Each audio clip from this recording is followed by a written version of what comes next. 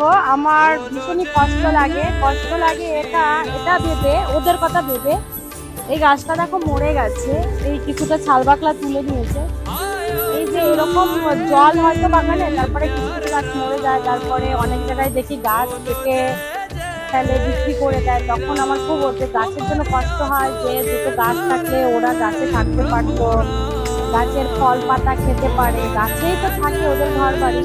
তো অনেক খারাপ লাগে, কিছু করার নাই। যে এই বাগানটার অন্য এরিয়ায় অনেক বড় বড় গাছ ছিল, তোমার আকাশমণি গাছ ছিল, বিক্রি করে দিয়েছে। খুব কষ্ট লাগে গো।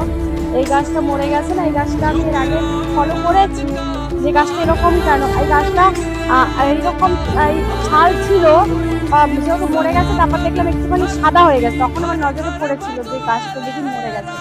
এই গাছটা মরে গেছে যেহেতু মালিক বিক্রি করে দেবে। এরকম যদি এবছর এরকম 3 মাস জল থাকে, তারপর ছোট ছোট গাছ আরো মারা যাবে। এর সঙ্গে একটা দুটো তিনটে গাছ মারা গেছে।